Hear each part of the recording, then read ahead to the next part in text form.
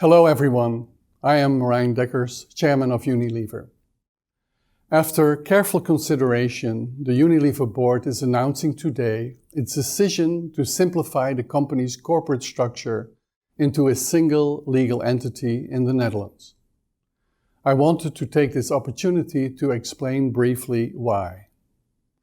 In this highly dynamic and increasingly competitive industry, Unilever must constantly evolve to ensure it is best positioned to drive its performance and create long-term shareholder value. Our decision to simplify the group structure helps us achieve this as we continue our transformation into a simpler, a more agile and a more focused business. More specifically, the board's review showed that by moving to a single holding company with a single share class, Unilever would have greater strategic flexibility to undertake equity-settled acquisitions and demergers. And while I should stress that neither are currently planned, I hope you agree that the board is right to improve the company's future optionality. The board's decision to create a single legal entity incorporated in the Netherlands reflects the fact that Unilever NV represents the larger portion of Unilever.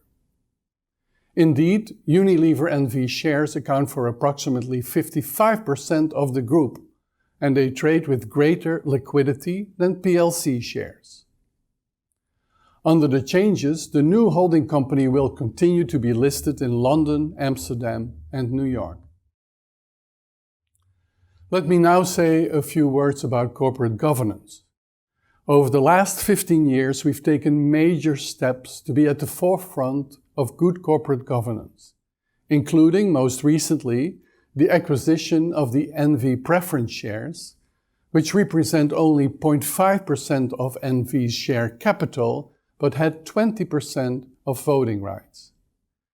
Through the simplification the board is announcing today, we are taking an important opportunity to strengthen our commitment to corporate governance even further, particularly in creating, for the first time in our history, a one share, one vote principle for all our shareholders. Upon completion, the remaining NV preference shares will be cancelled, and it's intended to close the NV Trust Office and terminate the related depository receipt structure. We will also seek authority at this year's NV AGM to issue a smaller number of shares on a non-preemptive basis compared to previous years, down to 5% plus 5%. And we intend to adopt the same approach in the new holding company following simplification. Lastly, I should add that Unilever will continue to apply both the UK and Dutch corporate governance codes and offer all board directors for election on an annual basis.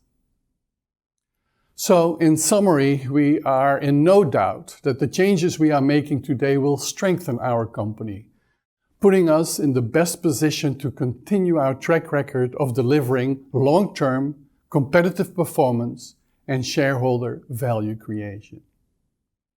On behalf of the board, thank you for listening and for your interest in our Unilever.